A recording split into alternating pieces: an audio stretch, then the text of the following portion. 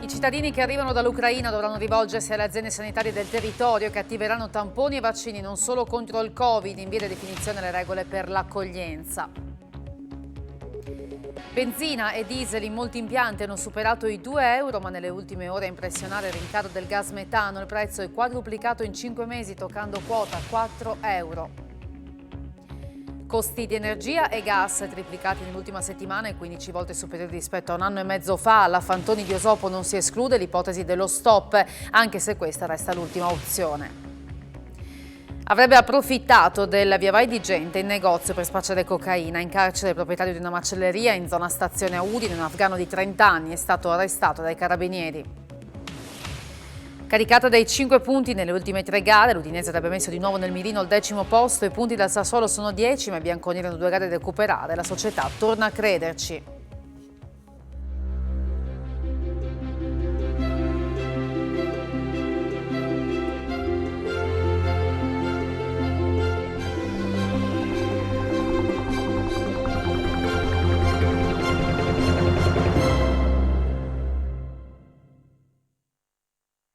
Buonasera a tutti voi da Telefriuli, bentrovati all'edizione serale del nostro telegiornale. Sono oltre 17.000 i cittadini ucraini scappati dalla guerra ed entrati finora in Italia. Di questi solo una minima parte si è finora fermata in Friuli Venezia Giulia. Il nodo sanitario è in queste ore in discussione per quanto riguarda l'accoglienza e in particolare la profilassi per il Covid. Verranno garantiti anche gli altri vaccini. Intanto la Protezione Civile del Friuli Venezia Giulia è pronta a partire per creare in Slovacchia un campo di smistamento per l'aiuto alla popolazione che scappa dalla guerra. In marcia verso la Slovacchia per realizzare un centro di smistamento in grado di contenere 250 persone in fuga dalla guerra in Ucraina. E questa è l'ultima missione della Protezione Civile del Friuli Venezia Giulia, che allestirà il campo nella regione di Preov, vicino al confine ucraino, dal cui valico sono già entrate migliaia di persone. A gestirlo saranno le autorità slovacche e internazionali. Sarà un campo di smistamento, non sarà un campo di ricovero. Quindi un punto di smistamento organizzato per poter distribuire il flusso delle persone che arriveranno dalla Ucraina. Aspettiamo di avere la giornata per la partenza. I nostri sono già partiti ieri pomeriggio per andare a fare un sopralluogo. Per quanto riguarda il blocco dei volontari, probabilmente saranno 20-30 persone che partiranno e si uniranno anche i tecnici del Dipartimento Nazionale. Intanto, nel quartier generale di Palmanova, individuato come hub nazionale del Nord Italia, continua la raccolta di materiale sanitario da inviare sui confini di guerra. E questo è materiale che viene raccolto sulla base di disposizioni richieste dall'Unione Europea, che sta governando, coordinando tutti i paesi, e tutte le regioni stanno trasferendo a Palmanova questo tipo di attività. E al valico di Fernetti questa mattina è arrivato un autobus ucraino partito da Zaporizhzhia, la città dove ha sede la centrale nucleare più grande d'Europa, che è stato teatro di combattimenti qualche notte fa. L'autobus diretto a Latina è partito 2 giorni fa dal centro ucraino, ha toccato anche altre città, come ad esempio Leopoli, dove ha raccolto altri passeggeri. Infine ha imboccato la direzione per l'Italia, a bordo tranne l'autista, tutti donne e bambini. Una donna ha raccontato di essere scappata senza avere il tempo nemmeno di prendere un ricambio. Nonostante le incognite sulle modalità di accoglienza, intanto il comune di Pradamano ha individuato già un'80ina di posti letto da mettere a disposizione dei profughi. Pradamano è pronta a fare la sua parte, a dare il suo contributo per l'accoglienza dei popoli ucraini in fuga. Un'ottantina i posti letto individuati al momento tra le strutture alberghiere e le abitazioni private del territorio. L'obiettivo è comunque raggiungere le 100 disponibilità. Attualmente risultano già arrivati nel comune di Pradamano circa 8 ucraini e sono in arrivo sicuramente altre persone dalle informazioni anche che abbiamo a nostra disposizione. La disponibilità è piena, è totale e si sta dimostrando una discreta gara di solidarietà a favore di queste persone. Molte però sono le incognite presenti sul meccanismo dei rimborsi e sulle modalità che saranno utilizzate per l'ospitalità degli ucraini. Sono alcuni passaggi da definire in maniera molto chiara e quanto più rapidamente possibile, sia dal punto di vista sanitario, partendo dal tampone d'ingresso all'assistenza futura, sia agli eventuali rimborsi per chi ospita, ma anche le questioni di carattere tecnico-organizzativo della vita quotidiana, oltre che il tempo di durata di soggiorno, di permanenza presso queste abitazioni. E anche Federalberghi del Friuli Venezia Giulia mette a disposizione le strutture ricettive per l'accoglienza dei profughi in fuga dall'Ucraina. Lo conferma Paola Schneider, presidente di Federalberghi del Friuli Venezia Giulia, che ha organizzato un incontro con i presidenti del direttivo in programma per mercoledì mattina, incontro durante il quale verranno specificate le modalità da quantificare in regione, le disponibilità e i tempi per la presa in carico e di restituzione delle camere. Diversi albergatori hanno già messo a disposizione le camere dei propri hotel, come ad esempio a Lignano, fruibili da subito 150 posti, ma solo fino a maggio. E restiamo a questo tema relativo all'accoglienza, perché sono state definite alcune regole in particolare per quanto riguarda l'accoglienza dal punto di vista sanitario.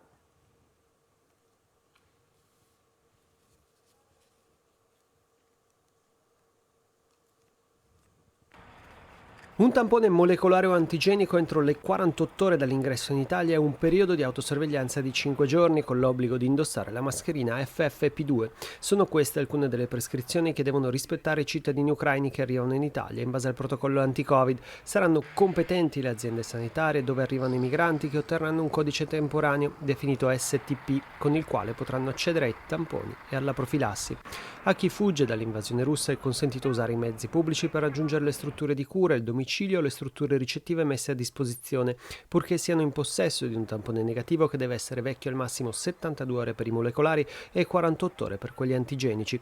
Il Consiglio dei Ministri ha anche richiesto che al punto d'ingresso o comunque entro 5 giorni dall'arrivo in Italia i cittadini ucraini debbano poter accedere alla somministrazione dei vaccini sia per quanto riguarda il Covid sia per quanto riguarda difterite, tetano, pertosse e poliomelite. Nella medesima occasione deve essere anche garantita la possibilità di effettuare la profilassi del vaccino antimorbillo, la parotite, la rosolia e il test di screening per la tubercolosi. Tutta la partita sarà gestita dalle aziende sanitarie perché al momento la situazione viene ancora considerata gestibile, ma domani è previsto un incontro tra la regione e la prefettura per capire se il flusso aumenterà e come intervenire, con anche sul tavolo l'ipotesi di creare una serie di hub. Benzina e diesel in molti impianti hanno superato i 2 euro, ma nelle ultime ore ad impressionare soprattutto il rincaro per quanto riguarda il gas metano, il cui prezzo è quadruplicato in 5 mesi. Oramai ovunque il costo della benzina sfiora o supera abbondantemente i 2 euro al litro, il metano in alcune aree di servizio i 4 euro al chilo. Il prezzo dei carburanti è un salasso per privati e aziende, la differenza fra distributore e distributore è minima, ma sentiamo alcuni cittadini dopo aver effettuato rifornimento. Purtroppo l'auto serve, bisogna circolare, cercheremo di risparmiare su qualcos'altro. 20 euro. Pochi litri. Neanche 10. E ascolti, quando entra in area di servizio che pensieri fa? Spero di riuscire ad andare a lavorare. A fine mese si sente, ma non serve solo a fine mese, basta già nella giornata quando vai a farlo. Penso non sia facile per nessuno, ecco, adesso fare il pieno. Le pesa nel portafoglio? Pesa tutto sul portafoglio, a dire la verità, perché il portafoglio è sempre più piccolo. Gestori e dipendenti delle aree di servizio devono subire il nervosismo e l'insofferenza dei clienti. L'unica soluzione per risparmiare qualche centesimo è il rifornimento fai da te. Noi più di quel tanto non possiamo fare se non allargare le braccia e anche noi la paghiamo come tutti. Ci chiedono se sappiamo quando aumenta, quando cala. Senta, oggi è lunedì, è già aumentata anche oggi? Sì, anche perché adesso noi abbiamo il servito che ha superato i 2 euro, si risparmia ancora con le corsie self-service. Il carburante più conveniente al momento è il GPL per prezzo e per resa. Con un litro quanto fa con un litro di GPL? 16-18 km circa, sì, con un litro. Oggi è a 0,819, quindi straconviene. Straconviene, sì. Beh, rispetto a un paio, 2 o 3 anni fa, no. Comunque oggi come oggi, senz'altro, sì.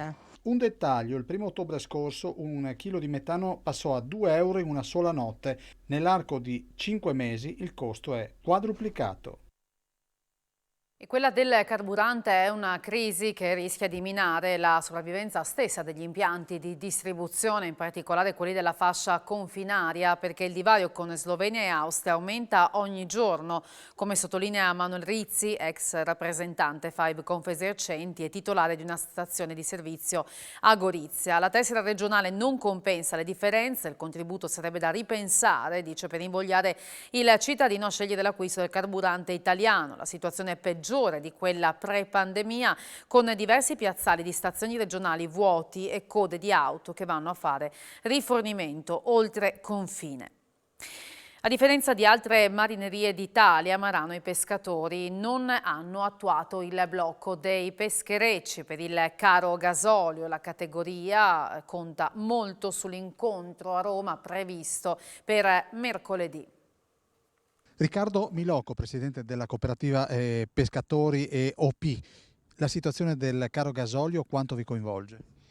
Ma noi per il momento abbiamo deciso di lasciare la libertà alle imprese di continuare non aderendo a nessun sciopero. È certo che il caro gasolio incide ulteriormente alle grandi difficoltà, aspettiamo e speriamo che le soluzioni che vengono trovate siano strutturali per il settore, però per il momento diamo libertà alle imprese di continuare ad andare in mare. Fare un fermo pesca sarebbe un autogol oggi. Sì, soprattutto se non è ben gestito, non è ben giustificato. Scioperare senza avere una soluzione alternativa ci sembra ulteriormente far perdere giornate di pesca ai pescatori. In piena pandemia quanto pagavate un litro di gasolio? Noi lo pagavamo 0,45, adesso è a 0,82, incide il doppio sul consumo delle imprese di pesca, però pensiamo che sia la goccia che ha fatto traboccare il vaso. Attendiamo l'incontro di mercoledì e speriamo che venga considerata il settore tutto con le sue difficoltà, oltre al caro gasolio, che è un qualcosa che sappiamo benissimo da dove arriva e purtroppo coinvolge tutti. Ristori? Riuscissero ad arrivare a tutti che ancora stanno aspettando, sarebbe quella goccia che può far respirare le nostre imprese.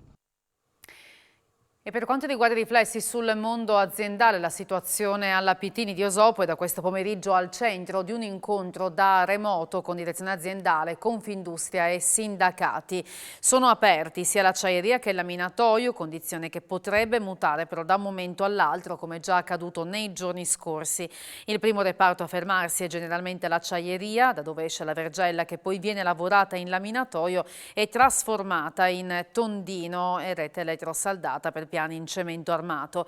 L'azienda ha chiesto un mese di cassa integrazione per 314 operai e 57 impiegati dei due reparti per far fronte alla situazione. Ci sono problemi con la catena di rifornitura, il rialzo straordinario dei costi dei prodotti energetici e la contrazione della domanda sui mercati di riferimento. Il gruppo Pittini opera soprattutto in Italia e nei paesi vicini europei, mentre in Ucraina acquista esclusivamente ferro leghe.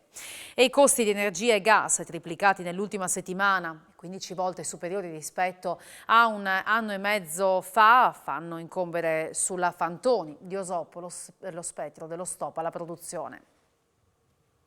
Sono giornate di grande preoccupazione alla Fantoni di Osopo, dove l'andamento dei costi di produzione e i prezzi dell'energia sono monitorati di mezz'ora in mezz'ora. Incombe lo spettro del blocco degli impianti, anche se l'obiettivo primario resta quello di mantenere in moto l'intera filiera nazionale, che dipende dalla disponibilità di materia prima garantita dall'azienda friulana.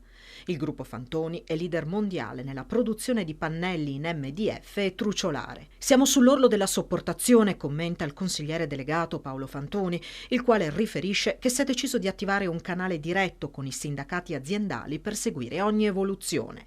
Se la situazione dovesse ulteriormente peggiorare, spiega, avremmo enormi difficoltà a proseguire l'attività. In caso di chiusura, il fermo sarebbe totale. Già da oggi si è corsi ai ripari. L'attività della cipatura del legno a monte e della levigatura dei pannelli a valle, fa sapere Fantoni, viene concentrata nelle ore in cui l'energia costa meno, ma stiamo parlando di reparti che impiegano il 15% dell'energia complessivamente consumata dall'azienda. Solo nell'ultima settimana, prosegue Fantoni, i costi per energia e gas sono triplicati, siamo a livelli 15 volte superiori rispetto a quelli medi di un anno e mezzo fa. I prezzi di vendita dei nostri prodotti sono raddoppiati e l'incidenza del costo energetico supera ora il 50%. I nostri, dice amareggiato Paolo Fantoni, ormai non sono più pannelli in legno, ma pannelli di energia. I vertici della Fantoni, e non solo naturalmente, attendono gli indirizzi che i primi ministri, riuniti oggi a Bruxelles, intendono dare sulla gestione della politica energetica, da cui dipende, conclude Paolo Fantoni, il futuro dell'attività industriale dell'Europa. La Conferenza delle Regioni ha chiesto la convocazione straordinaria e urgente di una conferenza sul tema della cyber security a rischio, visto l'elevata possibilità di rappresaglie da parte della Russia. Sarà richiesta la presenza del Ministro per l'innovazione tecnologica e la transizione digitale, Colao, e del direttore dell'Agenzia per la cybersicurezza, Roberto Badaloni. Lo ha fatto sapere l'assessore regionale ai sistemi informativi, Sebastiano Callari, dicendo che tutte le regioni hanno convenuto sull'urgenza della necessità di attuare strategie di protezione, che una circolare sarà mandata a tutte le amministrazioni pubbliche con un decalogo di regole cui attenersi. I musei russi chiedono indietro le opere prestate a Casa Cavazzini per la rassegna La forma dell'infinito. A cercare di risolvere la questione lo stesso curatore, Don Alessio Geretti. Numeri da record per Casa Cavazzini, che negli ultimi giorni è stata visitata da oltre 3.000 persone. Calcolando anche le prenotazioni per il prossimo fine settimana, sono oltre 40.000 le persone interessate a visitare la rassegna La forma dell'infinito, tanto da indurre l'amministrazione comunale di Udine a posticiparne la chiusura al 1° maggio, possibilmente con tutte le opere esposte, comprese quelle provenienti da 2 musei sovietici che ne hanno chiesto la restituzione. Ovviamente queste vicende legate non solo alla pandemia ma anche alla guerra stanno purtroppo complicando questa situazione qua, ma Don Geretti, che è il curatore della mostra, sta trattando direttamente con l'autorità russa e col ministro della cultura per vedere che appunto, essendo aspetti culturali, non vengano toccati da questo terribile conflitto. Aveva 15 grammi di cocaina pronti per lo spaccio nascosti dentro un frigorifero. I carabinieri hanno arrestato a Udine il proprietario afghano di una macelleria.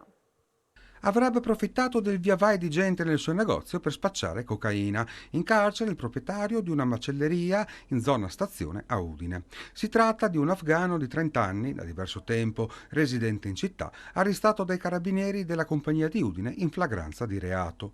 Tutto è successo il pomeriggio di venerdì scorso, quando i militari sono entrati nella macelleria per una perquisizione. Qui è stato individuato un afghano con addosso 1,6 grammi di cocaina. Intanto il proprietario ha cercato di nascondere 15 confezioni di cocaina da 1 grammo ciascuna dietro un frigorifero. Un'altra confezione era stata occultata nella manica del suo giubbotto. Infine, nei locali interrati adibiti a magazzino è stato trovato un bilancino di precisione. Il trentenne, che ha precedenti specifici, si è difeso dicendo che lo stupefacente era per uso personale e che il bilancino era stato abbandonato da un ex dipendente. Oltre a ciò, il macellaio è accusato di aver venduto a fine febbraio 1,6 grammi di cocaina a 2 stranieri. L'arresto è stato convalidato dal GIP Maria Rosa Persico, che ne ha disposto la misura di custodia cautelare nel carcere di Udine. È finito male il sabato sera di un 32enne che è stato condannato per direttissima a 10 mesi di reclusione per resistenza a pubblico ufficiale. Esce il sabato sera, torna a casa il lunedì con una condanna a 10 mesi di reclusione. È l'epilogo del weekend di un uomo di 32 anni del capoluogo friulano, condannato per direttissima dal giudice Roberto Pecile del Tribunale di Udine per resistenza pubblico ufficiale e porto di armi atte a offendere. Il fine settimana del 32enne è volto al peggio domenica all'1 di notte, quando i gestori di un bar di via Mercato Vecchio hanno chiamato la polizia per segnalare la condotta molesta dell'uomo. Portato in questura, al momento della perquisizione ha spintonato un agente e ha resistito brandendo il cellulare e le chiavi di casa. Inoltre nel suo zaino è stato trovato un coltellino svizzero. Lui si è difeso dicendo che al momento della perquisizione era al telefono con il suo avvocato e che il coltellino serviva per la manutenzione dello skateboard che aveva con sé. Il difensore, l'avvocato Francesco Scialino, ha annunciato ricorso in appello. Brutto incidente sulle Alpi Carniche per un 61enne di Udine nei pressi di Sella Sisanis, a quota 1940 metri. Si trova in compagnia di un altro escursionista ed è scivolato in discesa su una lingua di neve per circa 200 metri, battendo la testa e procurandosi una ferita seria. Il compagno l'ha raggiunto e ha allertato i soccorsi poco prima delle 14, restando al suo fianco ed evitando che scivolasse ulteriormente. Il recupero del ferito è avvenuto grazie all'elisoccorso del SUAM di Pieve di Cadore, perché quello regionale era già impegnato su altri scenari. Il ferito, pur non essendo in pericolo di vita, è stato elitrasportato all'ospedale di Treviso assieme al compagno di escursione, quest'ultimo sotto shock. Scendono a 9 le persone ricoverate con Covid nelle terapie intensive della Regione. I pazienti in altri reparti sono 162, 187 i contagi riscontrati nelle ultime 24 ore in Regione, a fronte di 3.225 tamponi effettuati. 4 le persone morte con Covid, tra queste anche un 59enne di Latisana e un uomo di 52 anni di Casarsa. 16.684 le persone in isolamento. Oggi a Sacile, da Regione Azienda Sanitaria, è stato presentato il piano milionario di investimenti per la sanità dell'area della Livenza. Oltre 22 milioni di euro di investimenti per il distretto sanitario del Livenza, che vedrà la realizzazione di una casa della comunità ABA a Sacile, 3 SPOC a Bruniera, Fontana Fredda e Aviano, un ospedale della comunità e una centrale operativa territoriale a Sacile, oltre all'aumento del numero di posti letto di cure intermedie da 66 a 76. Questo quanto illustrato dalla Regione e ASFO agli amministratori dell'area liventina. Noi oggi qui presentiamo un potenziamento importante della sanità di quest'area, con investimenti che non si ricordino nella storia recente. Mi auguro che tutti lo comprendano e capire che il sistema sanitario regionale deve funzionare bene e non può essere semplicemente motivo di scalpo per qualcuno di propaganda. Per il presidio ospedaliero di Sacile ci saranno adeguamenti alla normativa antincendio, interventi sul padiglione Meneghini per la realizzazione di un centro riabilitativo in regime ambulatoriale, la ristrutturazione del primo piano del padiglione agricolo e quella del padiglione San Camillo, che ospiterà nuovi spazi per il CSM. Fuori dall'ospedale un presidio ha manifestato chiedendo alla Regione maggiore attenzione alla sanità locale. Chiediamo che vengano restituiti a Sacile alcuni servizi, che venga valorizzata l'RSA, che era un fiore all'occhiello della sanità pordenonese ed è stata tagliata in questi anni, e altri servizi che col tempo ci sono stati sottratti. Domani 8 marzo, festa della donna, e dalla Camera di Commercio di Pordenone e Udine con il suo centro studi arriva un'analisi su quella che è il settore delle imprese femminili attive al 31 dicembre in Friuli Venezia Giulia 20.508, quasi la metà nel territorio di Udine, 5.223 in quello di Pordenone, il 25%, e poi la restante parte per il 15% a Trieste, per il 10% nel territorio di Gorizia. Si tratta di imprese giovani che creano sempre più società di capitali, che hanno un peso importante nei servizi alle famiglie, nei servizi di alloggio e ristorazione, ma anche nel primario e nel commercio. Per il presidente Giovanni D'Apozzo, la Camera di Commercio è da sempre molto attiva nel sostegno all'impresa femminile, sia con iniziative di sensibilizzazione che con specifici corsi di formazione e aggiornamento, e anche con l'accorpamento, sottolinea, si è voluto ricostituire il Comitato Imprenditoria Femminile, che oggi è attivo e ampio su entrambi i territori di Pordenone e Udine. Al Palamostre di Udine sono cominciati i lavori di ristrutturazione degli spazi destinati a mostre permanenti e sedi di associazioni. Dopo anni d'attesa, il Palamostre di Udine ritorna alle funzioni originarie. Accanto a teatro e piscine si riappropria di spazi destinati a rassegne permanenti e ad associazioni. Sono infatti cominciati i lavori di ristrutturazione dell'edificio, che non bloccheranno però l'attività teatrale e la fruibilità della sala. Un lotto da 2,5 milioni.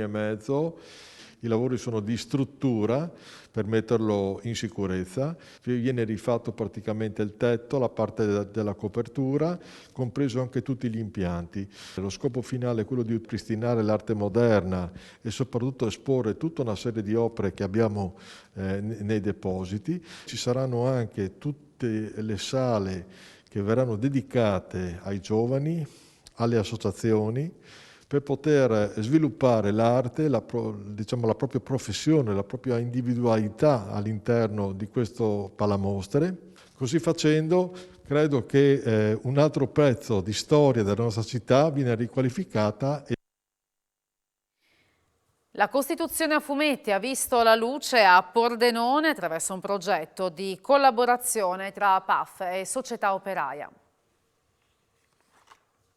La Costituzione a portata dei giovani attraverso il fumetto è questa l'iniziativa proposta dalla Società Operaia di Mutuo Soccorso di Pordenone in collaborazione con il PAF. Il volume si compone di 177 pagine di tavole a fumetti realizzate da Alessandro Lise e Alberto Talami, che traducono in un universo spaziale immaginario la scrittura della Costituzione. La nostra finalità è di rendere fruibile i dettami della Costituzione italiana anche ai giovani, agli alunni e agli studenti, e quindi meglio del fumetto penso che non ci sia. Il testo è stato presentato alla presenza del prefetto di Pordenone Domenico Lione e degli assessori alla cultura comunale e regionale Alberto Parigi e Tiziana Gibelli, il tutto con una dedica speciale. E vanto della storica Società Operaia del Pordenone di aver continuato un'iniziativa che era stata fatta propria dalla presidente che mi ha preceduto, la Rosa Sacottelli, scomparsa lo scorso settembre, alla quale peraltro è stato dedicato questo libro, perché è stata lei avere l'idea. 100 anni fa fu costituita l'Associazione Industriali Friuli, antesignana di quella che oggi è Confindustria Udine. L'impegno principale nel corso degli anni è stato promuovere lo sviluppo del Friuli, nel quale matrice prima di tutto etica e poi operativa, a cui collegare l'attività quotidiana dell'associazione. 100 anni a fianco delle industrie per lo sviluppo e la crescita. Ricorre oggi il centenario dell'Associazione Industriali Friulani, antesignana di quella che oggi è Confindustria Udine. Venne costituita il 7 marzo 1922. Un anno prima era stata costituita la Federazione Friulana Commercio e Industria. La rappresentanza delle categorie produttive era distribuita tra diversi sodalizi commerciali. Per superare il rischio della frammentazione, durante l'assemblea della Federazione del 7 marzo del 22 si decise per la costituzione dell'Associazione degli Industriali Friulani. 3 anni più tardi, nel 1925, erano già 700 le imprese iscritte con oltre 25.000 dipendenti. Nel maggio del 1945 si arrivò allo scioglimento di quella che era diventata nel frattempo l'Unione Industriali Fascista della provincia di Udine. Fu rifondata l'associazione, il cui primo presidente fu Camillo Malignani. Nel 1955 assunse la guida Archimede Taverna, cui successe nel 1969 Rinaldo Bertoli, che affrontò la dura sfida del terremoto del 76. Nel 79 si insediò Gianni Cogolo, il cui impegno principale fu il completamento della ricostruzione. Nell'84 subentrò Andrea Pittini, chiamato ad affrontare in particolare i temi del credito e quelli sindacali. Dopo un nuovo biennio di Cogolo, divenne presidente nel 1989 Carlo Melzi, che si spese per l'affermazione dell'industria friulana nei mercati internazionali. Nel 1997 nuovo presidente fu Adalberto Valduga, che valorizzò il rapporto dell'associazione con i centri di eccellenza del territorio. Gli succedette nel 2003 Giovanni Fantoni, che si prodigò per il rilancio della centralità del manifatturiero e per misure di politica industriale che favorissero gli investimenti. Da luglio 2007 a luglio 2013 la presidenza venne affidata ad Adriano Luci, che si è trovato a gestire le conseguenze sulle imprese della doppia crisi finanziaria nel 2008 e del debito sovrano nel 2012. Tra il 2013 e il 2017 Matteo Tonon si è impegnato nella promozione dell'internazionalizzazione. Dal 2017 è seguita la presidenza di Anna Mareschi Danieli, che si è prodigata per porre l'associazione a servizio delle imprese del territorio nella lotta alla pandemia. A metà dicembre 2021 è stato eletto presidente Gianpietro Benedetti, il cui programma di mandato è incentrato sulla visione di Confindustria Udine, quale team di imprenditori che lavora per il progresso sociale, economico e culturale del Friuli Venezia Giulia.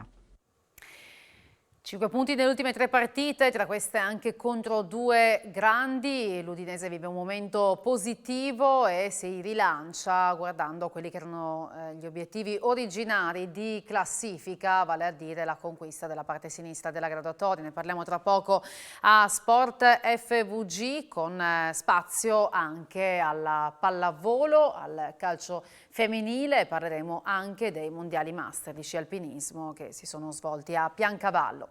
Grazie per aver seguito il nostro telegiornale, buona serata, arrivederci.